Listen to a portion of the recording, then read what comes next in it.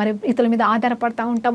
మరి వారి గురించి మీరు ఆలోచన చేయకండి. అవును, ఇప్పుడున్న క్రైస్తత్వంలో ఎంత భయంకరమైన సిచ్యువేషన్స్ గుండా వెళ్తున్నాము అంటే మరి క్రైస్తవుల్ని దూషించుకుంటున్నారు, పాస్టర్లని తిట్టుకుంటున్నారు. మరి వాళ్ళేదో వీళ్ళని అన్నారని మధ్యలో ఇంకొకరు దూరి ఇంకొక మాట మాట్లాడుతున్నారు. అక్కడ జరిగింది ఘోరంత అయితే కొండంత చేసేసి మరి దేవునికి అవమానమైన క్రియలు, మరి ఒక్కరి వల్ల పొరపాటు ఏదో జరిగితే ఆ పొరపాటును మరి పెద్దగా చేసేసి మరి మిగతా క్రైస్తవులు పిచ్చి పిచ్చి కథలు చేస్తున్నారు. నేనేమంటున్నా అంటే ఆ మనుషులని మీరు పట్టించుకోకండి. అలాంటి వారి గురించి మీరు ఆలోచన చేయకండి. మీరు చేయవలసిందల్లా ఒక్కటే, నీకు అప్పచెప్పిన గురి మొదటిగా నువ్వు దేవుని స్వరూపంలోకి మార్చబడాలి. ఈ అంత్యకాలంలో మనకు అప్పచెప్పిన బాధ్యతను మనం నమ్మకంగా చేసుకుంటే వెళ్ళిపోవాలి. నువ్వు ఈ సేవకుడు అయితే నీకు ఏ సేవ అప్పచెప్పాడో ఆ సేవలో నువ్వు కుటుంబంలో ఉంటే నీ కుటుంబానికి సంబంధించిన ఏ బాధ్యత నీకు దేవుడిచ్చి ఉన్నాడో ఆ కుటుంబంలో మనం ముందుకు సాగాలి. అది కూడా ప్రార్థన పూర్వకంగా కుటుంబ ప్రార్థనలు పెట్టుకుంటూ, కుటుంబ ప్రార్థనలో ఎదుగుతూ, కుటుంబంలో మరి మీరు చేయవలసిన బాధ్యతలు మీరు చేసుకుంటూ నమ్మకంగా ఐక్యత కలిగి దేవునికి స్తోత్రం కలుగును గాక. నేను చెప్పేది ఒకటే అండి, మరి